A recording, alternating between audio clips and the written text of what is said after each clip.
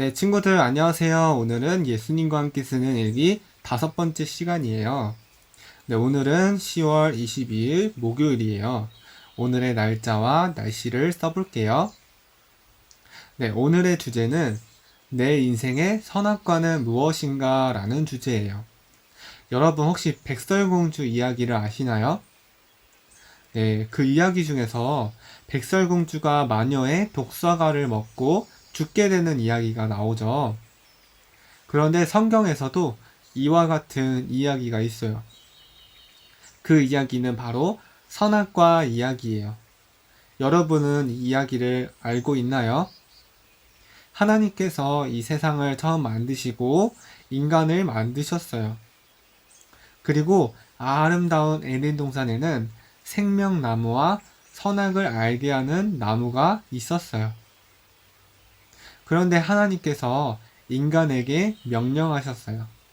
너는 이 동산에 있는 모든 것을 먹어도 되지만 딱 한 가지, 동산 중앙에 있는 선악을 알게 하는 나무의 열매는 먹지 말라고 하셨어요.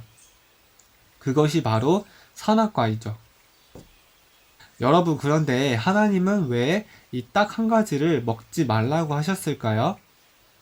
네, 선악을 알게 하는 나무는 인간이 하나님과 인간 사이에서 지켜야 할 선이었어요. 인간은 그 선악과를 보면서 이 동산의 주인은 하나님이신 것을 알아야 했어요. 그런데 갑자기 악하고 간교한 뱀이 나타났어요. 그리고 하와를 유혹해요. 진정 하나님께서 이 동산의 나무의 열매를 먹지 말라 하더냐? 하와는 하나님께서 먹으면 죽을 것이라고 했어요. 그런데 뱀은 결코 죽지 않는다. 이것을 먹으면 너희 눈이 밝아져 하나님과 같이 되어 선악을 알게 되니까 하나님께서 먹지 말라고 하시는 것이다 라고 하면서 하와를 유혹했어요. 그리고 나서 이 하와가 그 열매를 보니 먹음직하고 보암직하고 탐스럽기까지 한 거예요. 그 전에는 보이지 않았던 이 선악과가 어느 순간 정말 맛있어 보이고 이것만 먹으면 하나님처럼 될 것만 같은 헛된 욕심도 품게 되죠. 그래서 하와는 그 선악과를 먹고 자신의 남편 아담에게도 주어 아담도 먹게 되었어요. 먹지 말라 했던 이 선악과의 열매를 아담과 하와가 모두 먹게 된 것이에요. 그리고 그들은 결국 에덴 동산에서 쫓겨나게 되죠.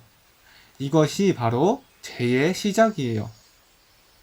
네, 여러분, 우리 삶 속에서도 이런 것들을 발견하게 돼요. 이 뱀인 사탄이 우리를 유혹하고 이 선악과를 먹게 해요. 그 선악과는 보기에 먹음직하고 보암직하고 탐스럽기까지 하죠. 그런데 정말 좋아 보였던 그 선악과는 실제로 무엇이었나요? 네, 독사과였어요.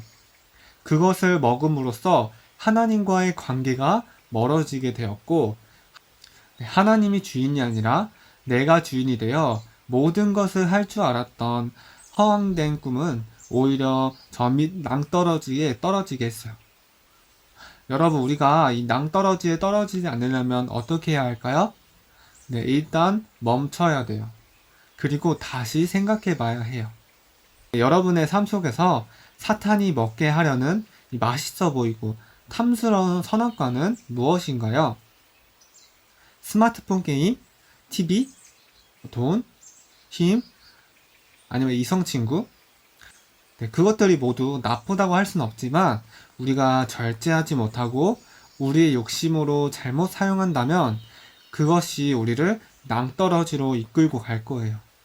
그래서 우리는 모든 것을 절제하고 하나님의 말씀을 따라 균형 있는 삶을 살아야 해요. 선악과는 우리의 욕심이에요.